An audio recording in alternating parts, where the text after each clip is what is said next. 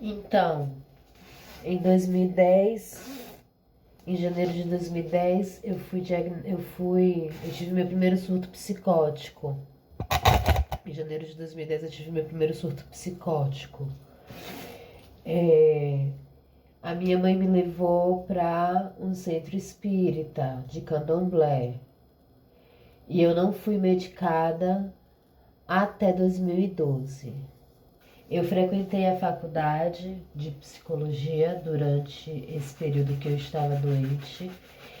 E a minha impressão era que os meus amigos de faculdade estavam falando diafanamente, ou seja, eles estavam falando com a voz do pensamento e com a voz da boca, mas eles estavam falando assuntos diferentes com a voz do que com a boca. E eu não sabia em qual das conversas prestar atenção. E eu não sabia por que isso estava acontecendo. Eu achava que tinha sido revelado uma nova ordem mundial e que agora todos viviam isso, mas todos estavam adaptados e eu não estava, ou não, alguém não tinha me contado alguma coisa.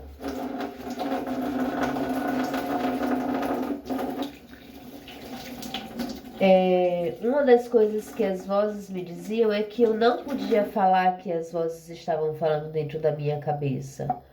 Porque se aquilo era uma nova ordem de evolução espiritual, no momento em que eu falasse sobre isso, eu perderia essa evolução espiritual e ficaria com as almas inferiores.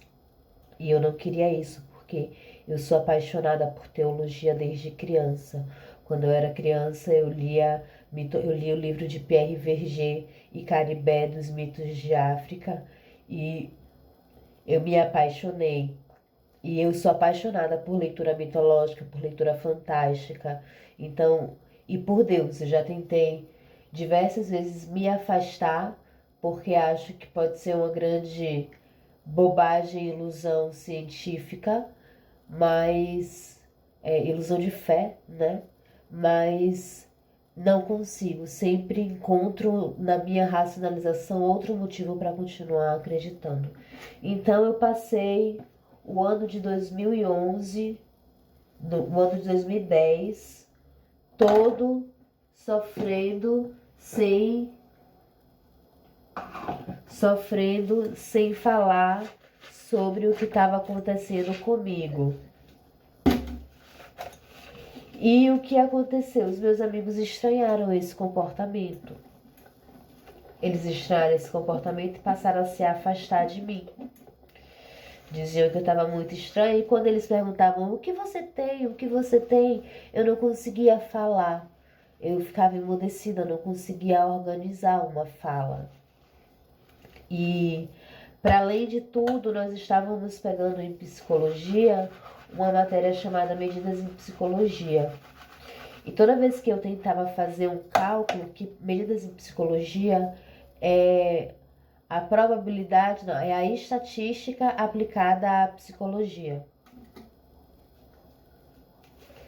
E toda vez que eu tentava fazer um cálculo, eu entrava em delírio. Eu não conseguia me concentrar no cálculo, as vozes davam respostas que não faziam sentido, confundiam a minha leitura dos números e era um inferno, eu acabei perdendo nessa matéria. E fiquei semestralizada. Então os meus amigos seguiram, a gente era amigo desde o primeiro semestre, a gente fazia todos os trabalhos juntos, a gente saía da faculdade e ia pro bar junto, a gente passava férias na casa de amigos juntos, a gente era amigo, a gente conversava sobre tudo, exceto sobre psicologia, porque era uma regra de mesa de bar. Não falemos sobre psicologia. E o que aconteceu foi que todos eles acabaram sumindo das minhas vistas e eu comecei a achar que eles estavam brigados comigo, que eles não gostavam mais de mim. E me senti muito sozinha e não consegui terminar o semestre. E foi quando eu finalmente tranquei a faculdade, né? Não, na verdade eu ainda consegui fazer um semestre, eu repeti medidas, mas o currículo de medidas mudou e não era mais cálculo, era mais entendimento sobre os conceitos de probabilidade, de como se faz a análise estatística na psicologia e não fazer os cálculos estatísticos em si. Eu consegui passar na matéria, mas assim, sem amigos. E aí no sexto semestre eu já não conseguia mais juntar o Lé com o Cré da minha mente. Estava tudo muito perdido. Eu estava começando a ouvir vozes que diziam assim que para eu me curar das vozes eu tinha que introverter 3 vezes a ordem e então extrovertir e então introjetar. Vocês entenderam? Porque eu não entendia. Eu ficava pensando, e tipo assim, toda vez que falava da ordem, a ordem estava no meu ombro direito. Então, eu tinha uma alucinação de um ponto que batia no meu ombro direito. Então eu ficava, como é que eu vou introverter isso? O que é que eu faço? Sabe, o conceito eu entendo, mas eu não entendo como é a ação relacionada a um objeto. Enfim. E aí, no final de 2010, eu meio que desisti de lutar para entender, de tentar fazer parte, de tentar que aquilo fizesse sentido para mim. E eu tentei o autoextermínio com... É ridículo. Eu tentei o autoextermínio com remédio para enjoo.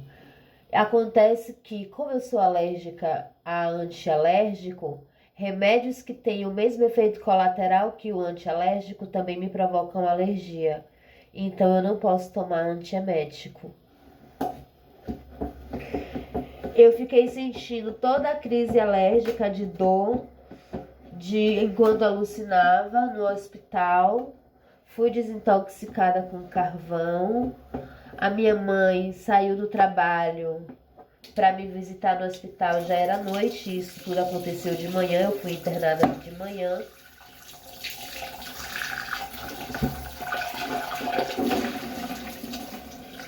E como tinha sido um ano muito conturbado entre eu e minha mãe, porque a minha mãe não entendia, ela não queria aceitar que eu estivesse adoecida mentalmente e não espiritualmente, né? Ela realmente queria que fosse uma coisa solucionável, não crônica. E ela acabou transferindo muito essa expectativa para mim. Então ela me cobrava, ela falava coisas para mim que não faziam o menor sentido. Ai, é porque dizer é anti-amor, né? Vai trair a memória dela.